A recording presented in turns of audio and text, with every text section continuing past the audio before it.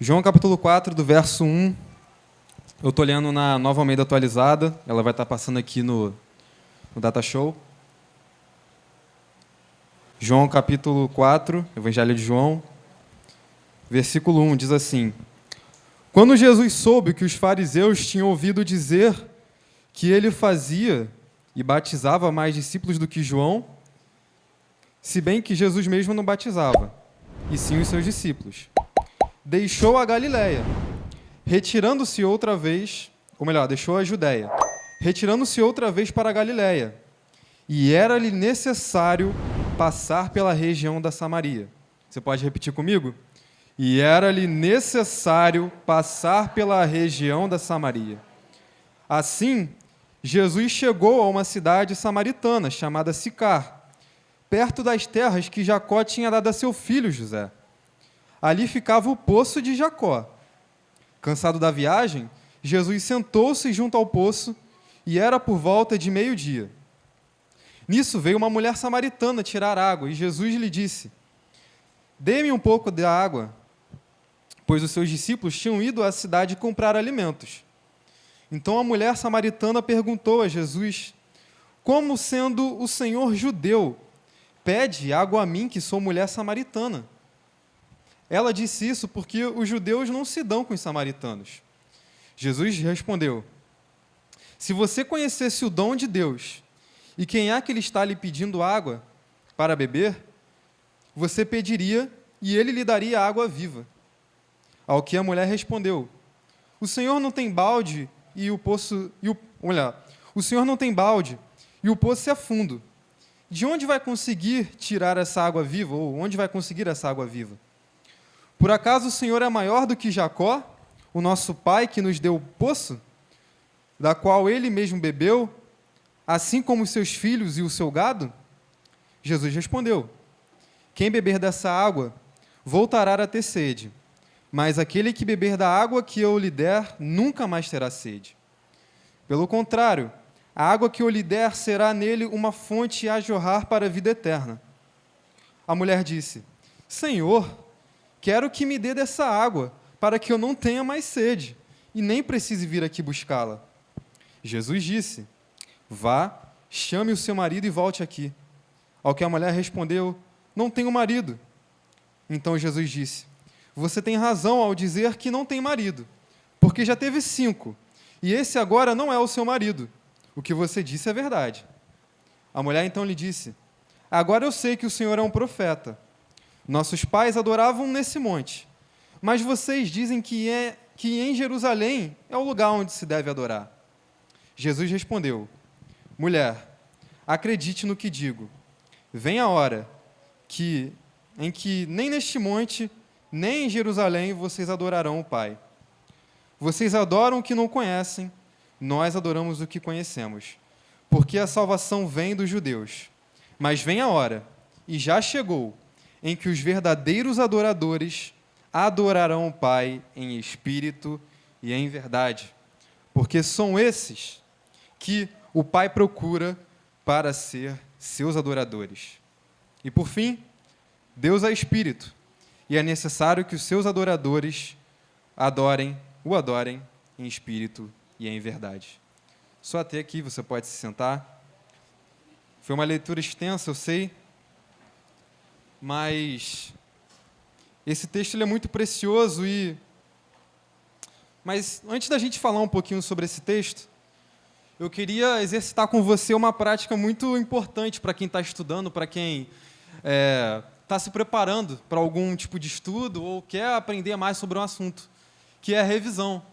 A revisão, ela é a parte mais importante do estudo, porque é a parte onde o aluno ele fixa novamente, ele revê aquele conteúdo de novo. Então, como a gente está nessa jornada de aprender o que é adoração, é imprescindível você revisar o que você aprendeu no domingo passado. E esse costume de revisar, de estudar, de fazer anotações, ele acompanha os estudiosos da Bíblia. E quando eu digo os estudiosos, eu não digo os teólogos não, gente. Eu digo pessoas comuns como a gente, que está estudando, que está querendo aprender. Então é muito importante a gente revisar. E de maneira breve, o que a gente aprendeu na semana passada com o Gabriel? E ele explicou o que é a adoração. Em pequenas palavras, ele disse que a finalidade do homem é adorar a Deus. Ele citou aqui o Catecismo de Westminster, não foi? E disse que a finalidade do homem é adorar a Deus. Isso foi uma das coisas que a gente aprendeu no domingo passado. E o Gabriel ensinou aqui também que adorar é reagir à presença de Deus. Ele explicou também que adorar é dar ou devolver a Deus a glória que pertence a Ele. E foi justamente o que o presbítero Gerson corroborou aqui com a fala dele. Então, as coisas estão se conversando. Ele também disse que adorar não é só cantar.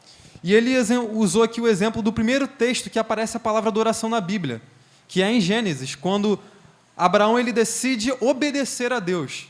Então, a obediência está atrelada, a adoração está atrelada à obediência. Então, a gente também aprendeu isso na semana passada. E ele também explicou aqui que a palavra na Bíblia, quando a gente lê a Bíblia, embora a tradução seja a mesma, a palavra adoração, ela pode ter conotações diferentes. Ela pode significar se prostrar, beijar a mão, se curvar, ou pode ser serviço. A gente também aprendeu isso. E a gente também aprendeu que se a gente não reage a um Deus vivo, significa que a gente está morto por dentro. Então, esses foram alguns dos ensinamentos que a gente aprendeu, e é importante que você tome nota disso. Amém, irmãos?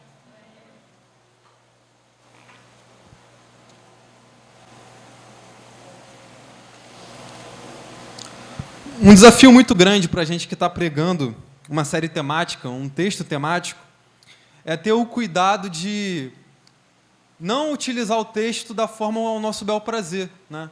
A gente tem que ser honesto com o texto, a gente tem que se atentar para o que o texto diz, especialmente quando a gente está lendo os evangelhos, especialmente as palavras de Jesus.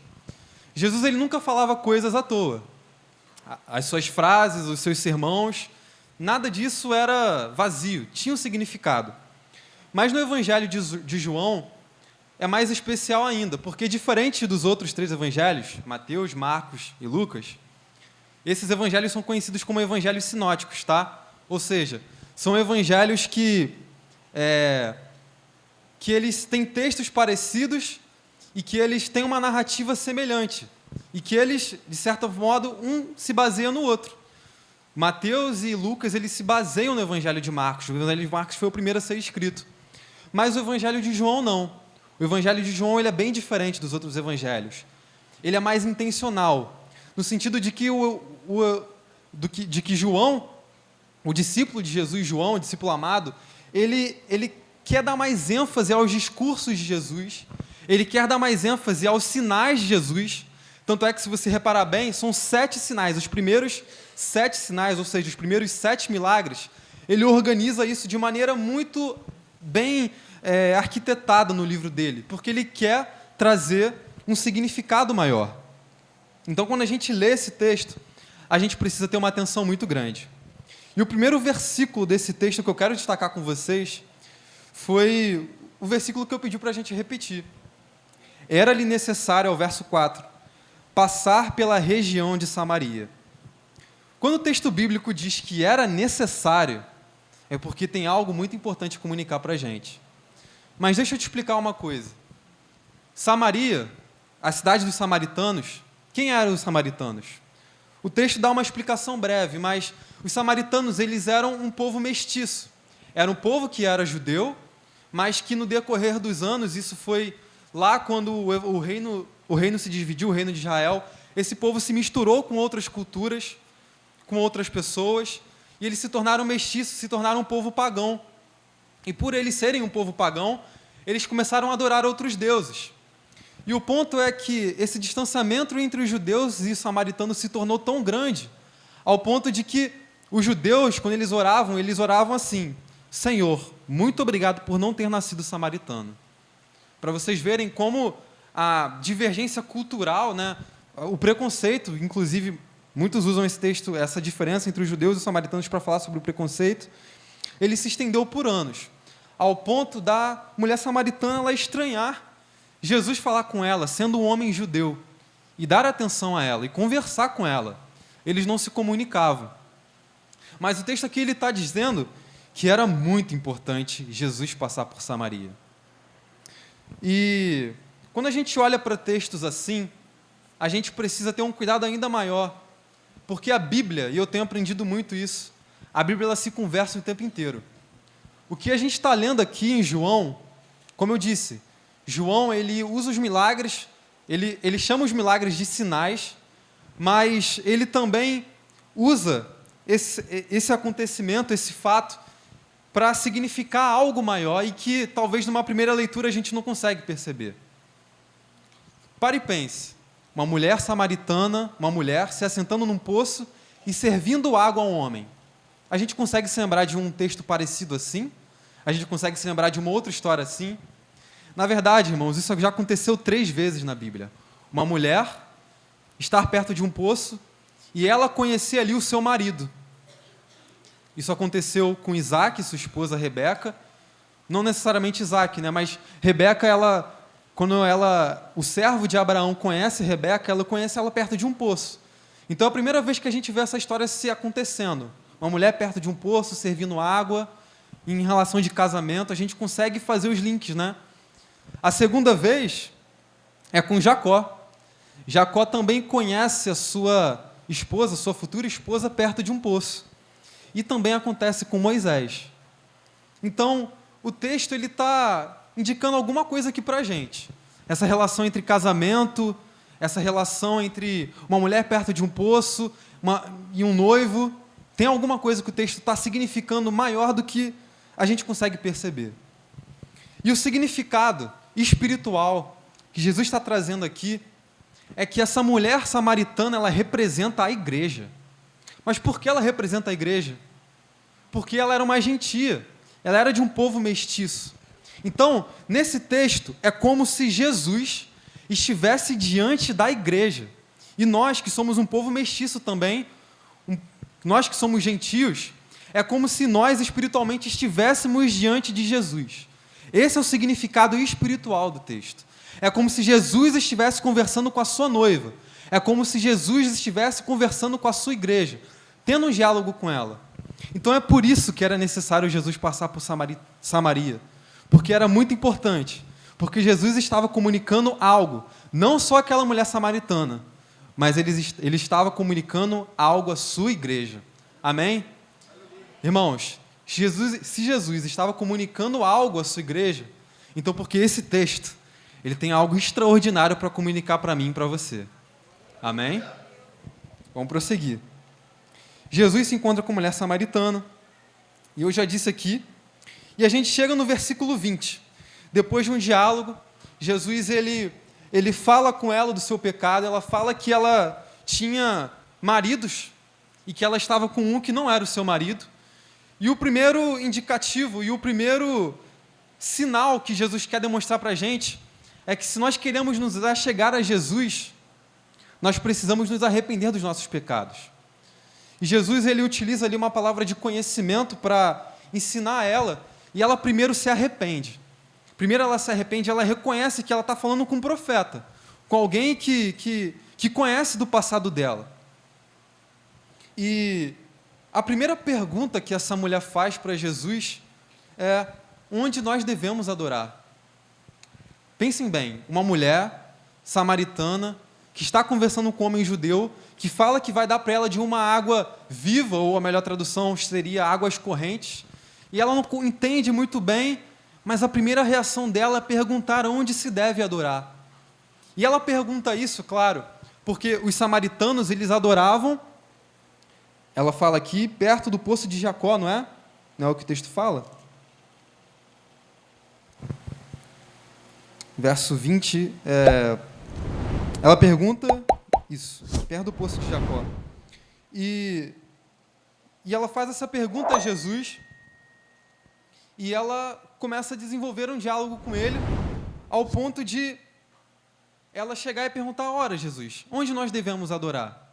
Os samaritanos adoravam um lugar a Jesus, ou melhor, a Deus, e os judeus em outro lugar, em Jerusalém. Então, ela faz essa primeira pergunta, e eu entendo aqui que é a pergunta que a igreja deve fazer a Jesus nessa noite. É a pergunta que nós devemos fazer a Jesus. Onde nós devemos adorar? Como nós devemos adorar?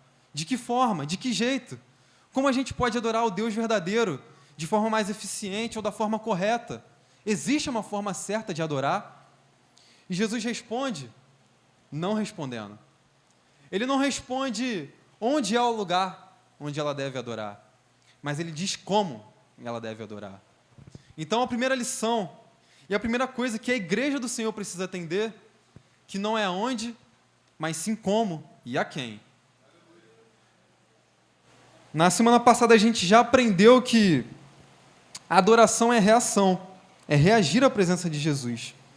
Mas a primeira resposta de Jesus aqui para essa mulher samaritana é dizer que, primeiro, nós devemos adorar o Pai. Nós devemos adorar o Pai, e em espírito e em verdade. E Charles Spurgeon, e eu vou pedir para o Léo colocar a primeira referência, ele, no seu comentário bíblico, ele traz um comentário muito interessante, traz um relato muito interessante, uma interpretação muito interessante do verso 20. Ele diz assim: não é o lugar o que torna a verdadeira adoração, é o coração. Não é o dia, não é nem o dia, é o estado da mente de um homem. É Charles Spurgeon falando isso, o príncipe dos pregadores. Então, a gente consegue entender, irmãos, que a adoração ela não está restrita a um espaço físico.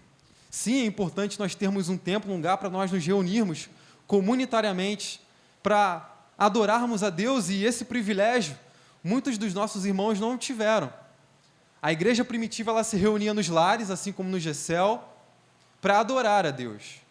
Mas Jesus está falando aqui que a verdadeira adoração, ela vem do coração. Ela vem daqui, do interior, em espírito e em verdade. Mas mais do que isso, Jesus está anunciando para a igreja que vai chegar um tempo, que vai chegar um momento em que os verdadeiros adoradores eles vão ter uma condição diferente de adorar a Deus. Eles vão ter um espírito. Eles vão ter um espírito consolador. E essa é a diferença, meus irmãos. Para mim, ou melhor, entre nós, né? Para as pessoas do Antigo Testamento. E eu já falei um pouquinho sobre isso aqui na igreja, mas se você observar bem no Antigo Testamento, o Espírito Santo, ele tinha manifestações, ou talvez manifestações não seria o melhor termo, mas ele agia no meio do povo em momentos específicos. Se você lembrar comigo, eu consigo me lembrar de Salomão, ou melhor, de Saul, quando ele é cheio do Espírito Santo, ele fala em línguas. Eu consigo me lembrar dos profetas sendo tomados pelo Espírito de Deus e sendo usados por eles, ou melhor, pelo Espírito Santo. Mas isso não era uma constância, não era algo que acontecia com frequência. Então Jesus está falando que vai chegar um tempo, que ainda não tinha chegado, em que os verdadeiros adoradores vão adorar em espírito e em verdade. Ou seja, eles vão ter um espírito dentro deles, eles vão ter algo dentro deles, eles vão ter o próprio Deus dentro deles. E que isso vai motivá-los a adorar a Deus, não em um espaço físico, não em um templo, mas de coração, em espírito e em verdade.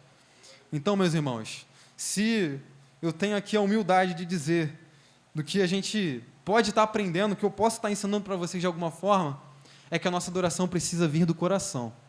Não de aparência estética, não de meios estéticos, de meios externos, mas vem do coração do adorador, que está pulsando por reagir à palavra de Deus. Essa é a verdadeira adoração. Porém, além de Jesus falar que a gente deve adorar ao Pai, e aqui ele também reforça o monoteísmo, né? Que a gente adora um só Deus, e que a gente adora de coração. Jesus ele também fala, e ele estipula outros ensinamentos. E eu queria, deixa eu beber uma água, fazer uma pergunta a todo mundo que está aqui. Quantas vezes a gente... Deixa eu imaginar um cenário.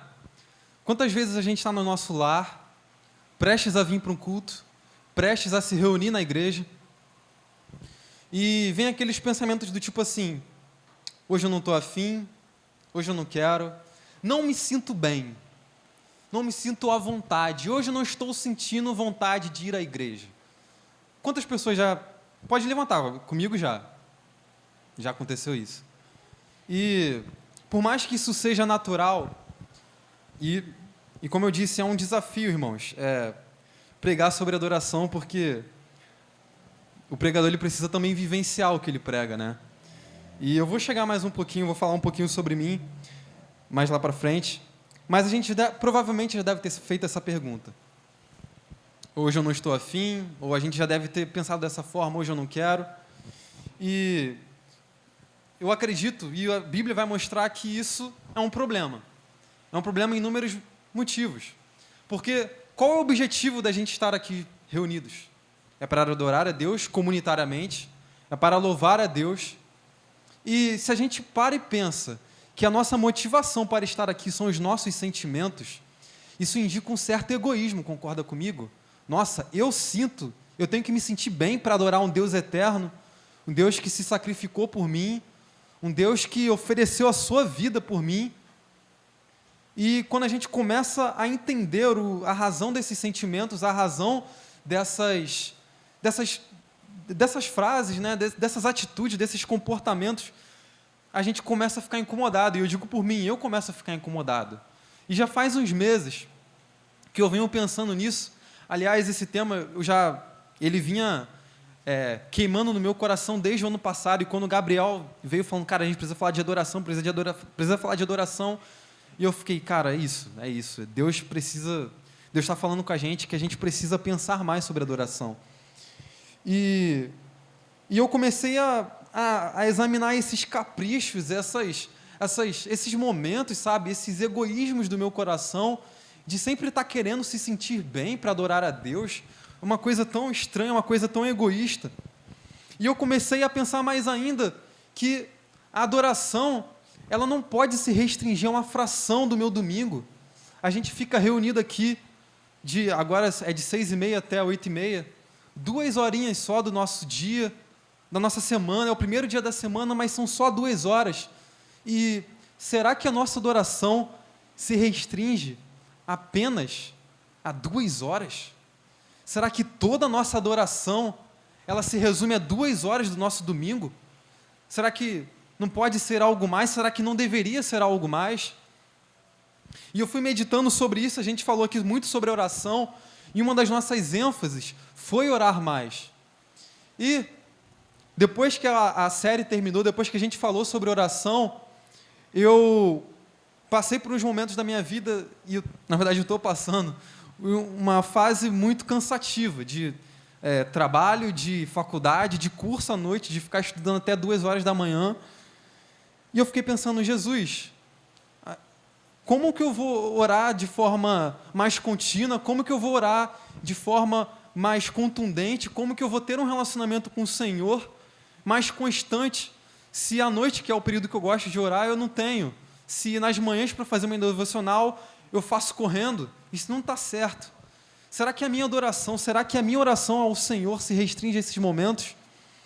E eu fui examinando, eu fui pensando sobre isso, e eu vi, irmãos, como que o meu coração é egoísta, como que o meu coração é negligente com o Senhor, com o meu Salvador.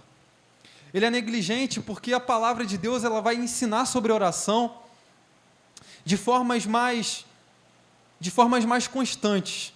E o primeiro texto, ou melhor, o segundo texto que eu queria abrir com você, se encontra em 1 Coríntios, capítulo 10. 1 Coríntios, capítulo 10, versículo 31.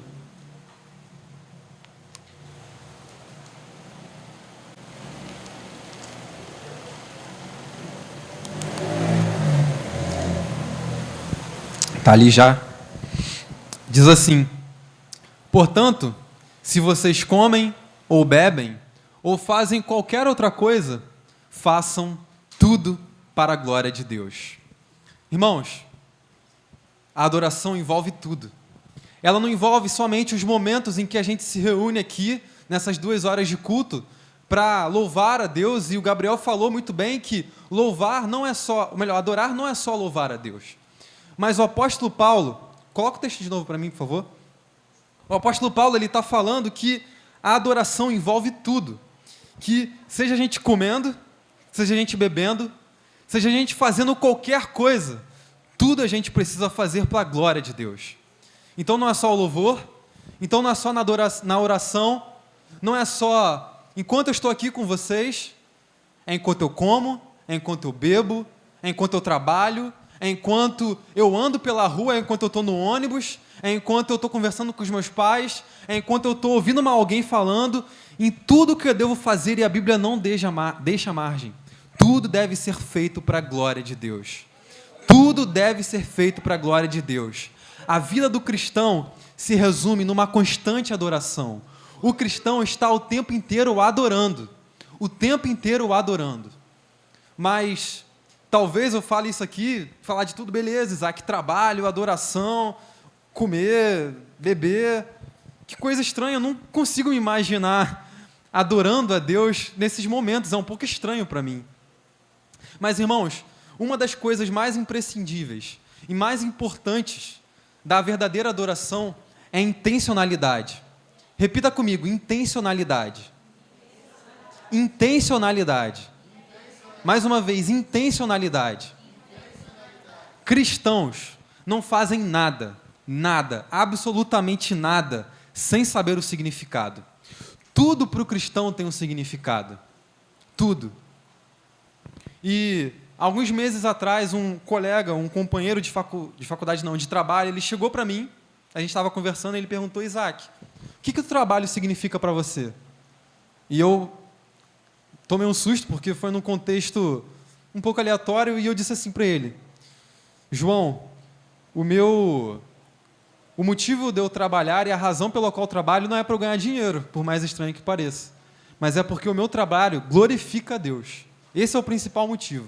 O segundo motivo, sim, é suprir as minhas necessidades, mas para o cristão, o trabalho serve para glorificar a Deus. Então, quando você começa a ter essa intencionalidade, quando você começa a ter essa consciência de que não são apenas os seus louvores, não são apenas os seus momentos aqui reunidos para dizer que Deus é bom, dizer que Deus é grande, mas que, como o apóstolo Paulo disse, todos os momentos nós devemos adorar a Deus, então tudo muda.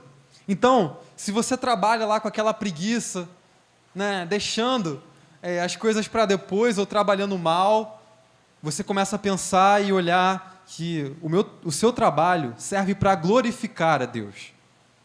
Quando você começa a fazer as suas atividades domésticas e você pensa em fazer alguma coisa de qualquer jeito na sua casa, você vai lá e na hora que você vai jogar a sujeira para debaixo do tapete, você para e pensa e fala: até o meu trabalho doméstico, ele serve para glorificar a Deus.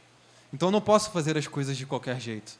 Porque tudo que eu faço, repita comigo, tudo que eu faço glorifica a Deus. Não é só cantar, não é só... Eu não sei o que você pensa como adoração, mas é muito mais do que isso.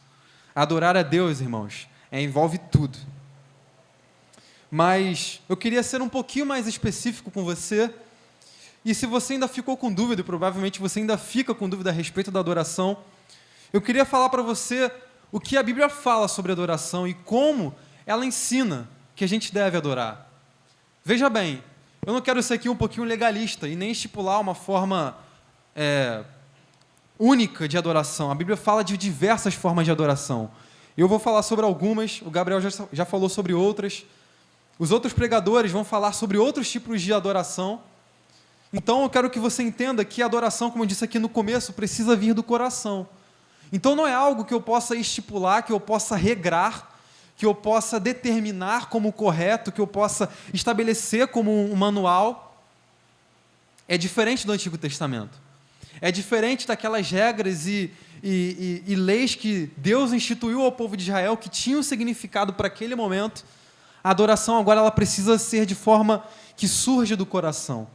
Mas mesmo assim, a Bíblia ensina para a gente momentos, formas, meios da gente adorar. E a primeira delas é adorar, como eu já disse aqui, independentemente de sensações boas. Você pode repetir comigo? Eu devo adorar independentemente De sensações boas. Isso foi o que eu falei no começo. Às vezes, no nosso egoísmo, na nossa caminhada cristã, a gente restringe a nossa adoração a se sentir bem. Mas deixa eu mostrar para vocês que muitos homens de Deus estavam adorando a Deus nos piores momentos da sua vida. Eu vou falar isso de forma bem objetiva, de forma bem prática, mas eu tenho certeza que eles não estavam arrepiados, que eles não tinham, muitos deles ainda nem tinham a bênção do Espírito Santo, e eles ainda assim estavam adorando. Primeiro texto, vocês conhecem esse texto, se encontra em Jó capítulo 1, versículo 20, clássico. Jó capítulo 1, versículo 20. Bota aí na tela pra gente acompanhar juntos na mesma versão, por favor. Jó capítulo 1.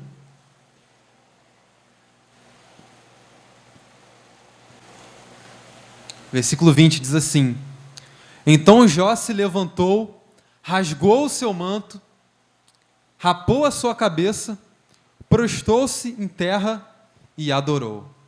Irmãos, esse texto aqui é depois de Jó perder tudo.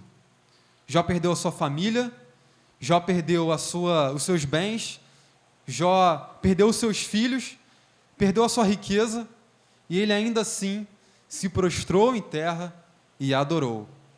Irmãos, eu tenho certeza que nesse momento aqui, ele não estava alegre, ele não estava se sentindo bem, se sentindo com vontade de adorar. Eu tenho certeza que os piores pensamentos vieram à mente dele. Mas mesmo assim, ele se prostrou e adorou. Sem sensações boas, irmãos. Deixa eu te dizer uma coisa. 90% do seu tempo, você não vai estar com grandes sensações, você não vai estar se sentindo bem para adorar, você não vai estar em um ambiente propício, você vai estar 8 horas do seu dia no trabalho, talvez com uma pessoa chata buzinando no seu ouvido, mas ainda assim você precisa adorar a Deus. A sua adoração a esse Deus eterno, a esse Deus que deu tudo para a gente, não se restringe a se sentir bem, a estar bem. Isso é algo que a gente estudou aqui na IBD, né? Que é parte da filosofia do nosso século, de sempre estar querendo se sentir bem para fazer coisas. Isso é o hedonismo. Isso é relativismo, não, é hedonismo. E deixa eu te mostrar mais um texto. Atos capítulo 16, versículo 22 ao 25.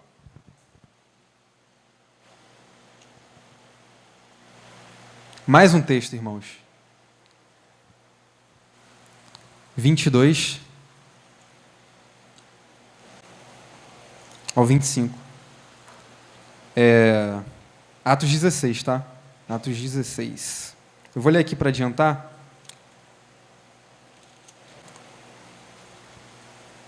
Verso 22 ao 25. Então a multidão se levantou unida contra eles, e os magistrados, rasgando-lhe as roupas, mandaram açoitá-los com varas, e depois lhes deram muitos açoites. Os lançaram na prisão, ordenando ao carcereiro que os guardasse com toda a segurança.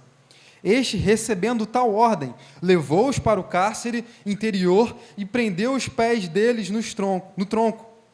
Por volta da meia-noite, Paulo e Silas oravam e cantavam louvores a Deus, e os demais companheiros da prisão o escutavam.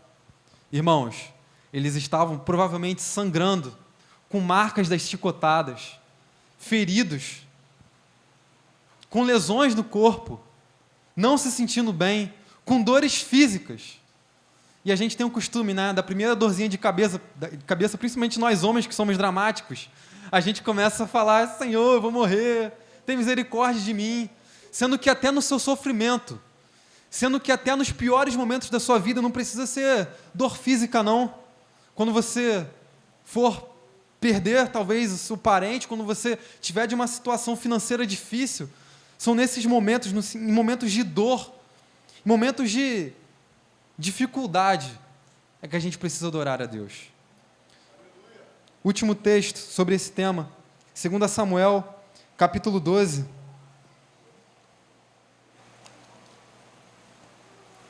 Segunda Samuel, capítulo 12, capítulo 12, versículo 19.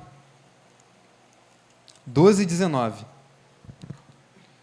Mas Davi notou que os seus servos cochichavam uns com os outros e entendeu que a criança havia morrido. Então perguntou: a criança morreu? Eles responderam: morreu. Então Davi se levantou do chão, lavou-se, ungiu-se, trocou de roupa, entrou na casa do Senhor e adorou. Irmãos, ele acabou de perder o seu filho. Ele acabou de perder aquilo que ele mais amava, da mulher que ele amava, o seu filho. Meus irmãos, eu vou ainda passar por situações de perder pessoas. Eu reconheço aqui, eu ainda não perdi nenhuma pessoa tão próxima de mim ao ponto de me testar, sabe? De saber qual é o meu nível de adoração, meu nível de relacionamento com o Senhor. Mas talvez você já tenha passado, e talvez você já tenha o seu testemunho para contar para a gente, para me ensinar, para ensinar para os jovens que estão aqui nessa igreja a passar por momentos assim, mas passar adorando, como Davi adorou. Irmãos, eu tenho certeza que Davi não estava se sentindo bem, que ele estava mal, enlutado, triste, mas ainda assim ele adorou. Então, eu vou repetir aqui, nós devemos adorar independentemente de sensações boas. Em segundo lugar, nós devemos adorar proclamando. Você pode repetir comigo? Nós devemos adorar proclamando. 1 Crônicas 16, 8. Deixa aberto. Eu quero que você entenda que esse texto aqui, e a gente vai ler alguns versículos desse texto. Esse texto ele é um texto onde Davi ele está escrevendo um poema. O povo de Deus está com a Arca da Aliança entre eles, e Davi designa funções para os sacerdotes, para os levitas, em função da Arca da Aliança. Então começa um momento de júbilo, um momento de alegria, e as pessoas começam a cantar e louvar a Deus. E Davi ele compõe esse poema. E esse poema ele traz alguns ensinamentos de como a gente deve adorar a Deus. Eu pedi para abrir em 1 Crônicas, capítulo 16, versículo 8, e Davi diz assim: deem graças ao Senhor e proclamem o seu nome. Aqui nessa versão está invoquem, né? Mas nessa aqui da NVT está proclamem o seu nome. Anunciem entre os povos o que ele tem feito. Então, uma outra forma de adorar a Deus é proclamar o nome dele, é testemunhar quem Deus é dizer em voz, é falar com boca, é dizer, é contar, é testemunhar, é falar, é relatar, é escrever quem Deus é. Essa é uma forma de adorar a Deus também. E por sinal, a gente encontra exemplos de uma verdadeira adoração que vem de um testemunho, que vem de proclamação, neste texto que a gente acabou de ler em Atos. Se vocês se lembrarem desse texto, os apóstolos eles oram, o apóstolo Paulo ele ora, e adoram e louvam a Deus nesse momento no cárcere, presos, e logo em sequência acontece um terremoto, e o carcereiro se converte, ele e a sua família. Mas através daquele testemunho, através daquela proclamação, através daquilo que ele falava, os presos não saíram da prisão. O testemunho do apóstolo Paulo foi tão profundo, foi tão forte, que fez com que aqueles prisioneiros não saíssem da prisão. E esse é um dos efeitos da nossa adoração. A nossa adoração precisa proclamar o nome de Deus. Então é por isso, irmãos, que é tão importante você chegar aqui, cantar com a sua voz, proclamar com vontade, com tudo que você tem, dizer quem Deus é.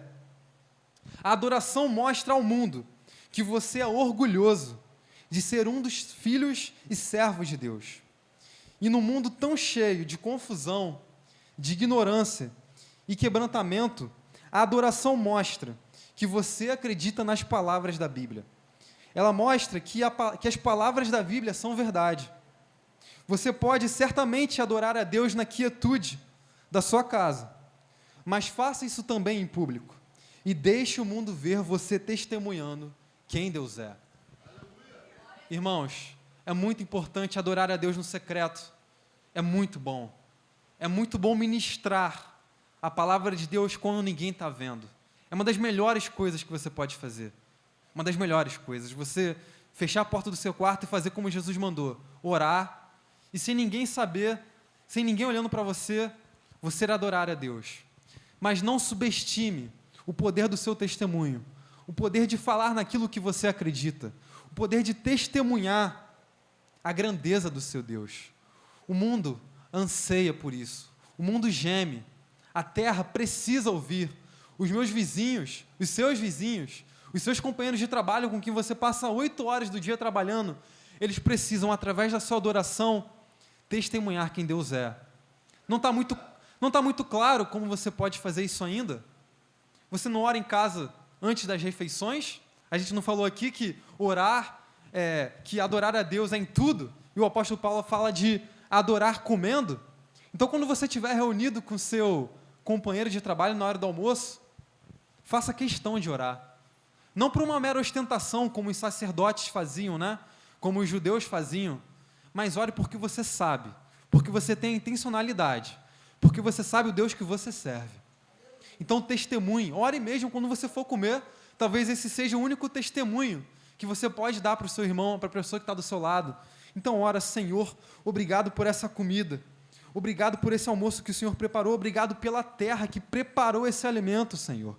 Obrigado porque os homens conseguiram produzir um alimento que chegou até a minha mesa, que eu tenho condições de me alimentar. Faça isso, irmãos. Testemunhe, proclame o nome de Deus nos momentos mais ordinários da sua vida. E você vai ver o nome de Deus sendo glorificado através do que você faz, de forma simples, sem sentir nada, sem grandes emoções, mas são pequenos testemunhos, são pequenas adorações que fazem a diferença. Você pode dar um glória a Deus? Vocês estão comigo aqui? Estão comigo, né? Agora eu vou pedir para vocês repetirem comigo. Eu devo adorar, me lembrando. Eu devo adorar, me lembrando. 1 Crônicas, capítulo 16 também, versículo 12. Pode soar um pouco estranho, né? Mas um costume dos judeus, um costume daquele povo, e como a escrita, né, a leitura, ela não era acessível a todas as pessoas, a gente tem uma facilidade muito grande, né, de encontrar versões bíblicas à nossa disposição de formas mais palatáveis, né, de formas mais fáceis de se entender o texto.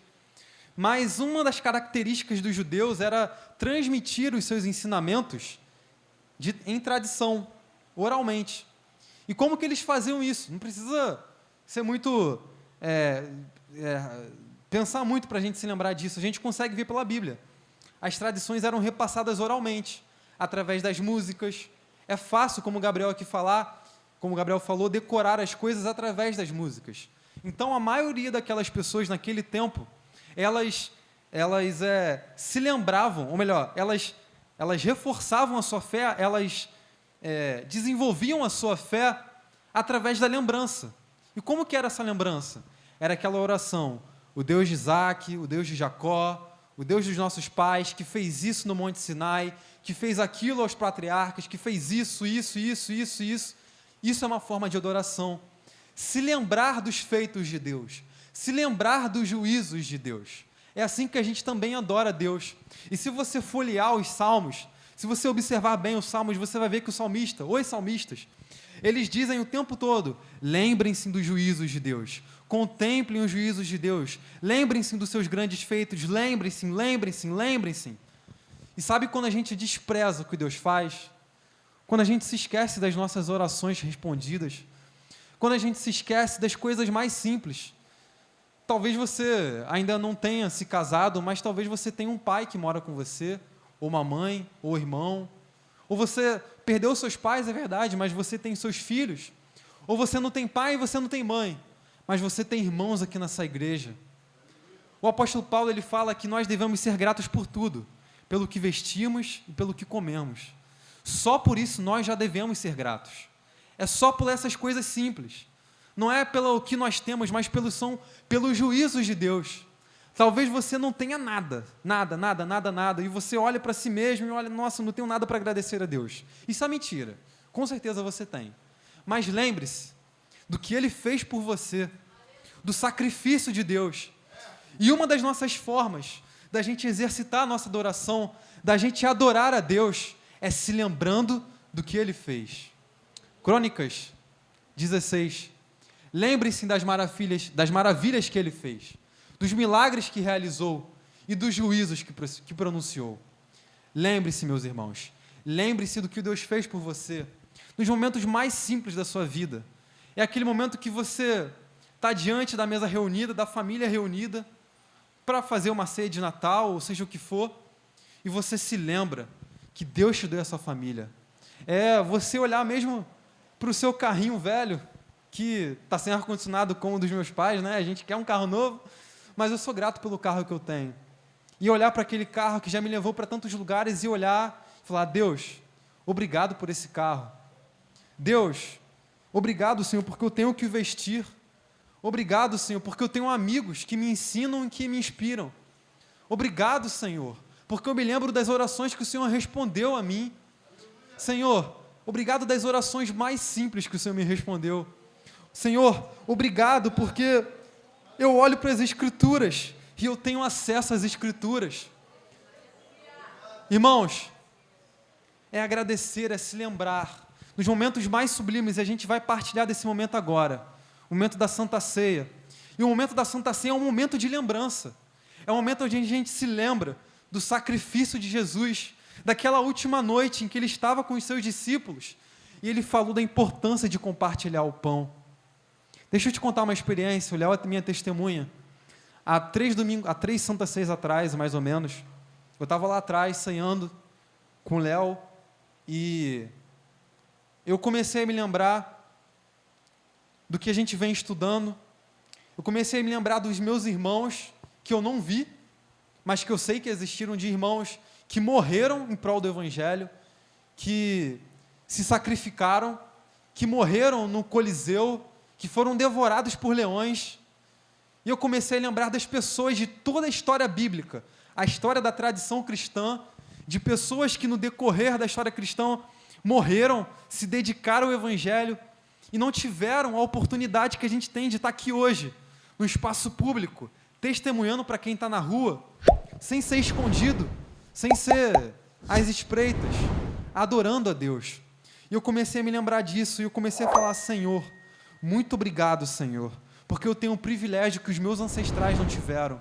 Senhor, que eu possa honrar o que eles me deram, que eu possa honrar essa tradição cristã, que eu possa honrar aqueles meus irmãos que morreram por mim, que morreram para essa Bíblia ser traduzida, para ela chegar até aqui, atravessar o oceano.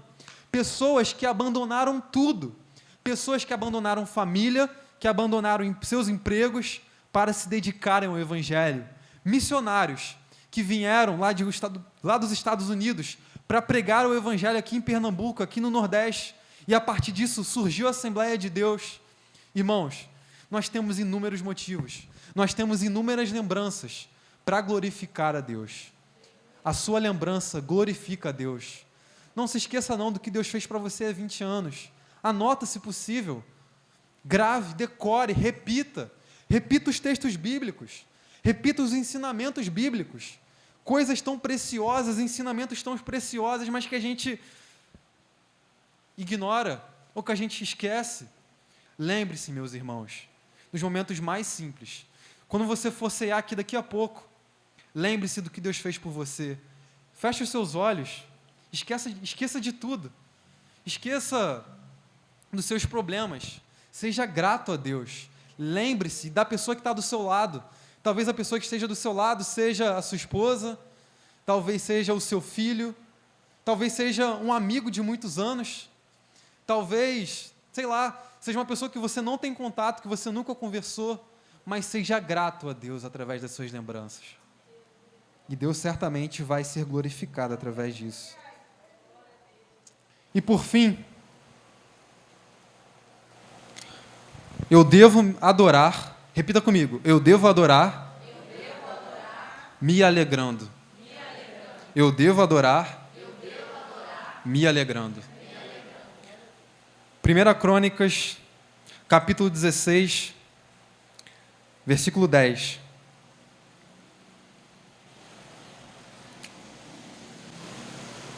Diz assim: exultem em seu santo nome, alegre-se todos que buscam o Senhor. Alegrem-se todos os que buscam o Senhor. Quer saber mais uma característica do verdadeiro adorador? É que ele fica contente só de lembrar de quem Deus é. Isso traz alegria para ele.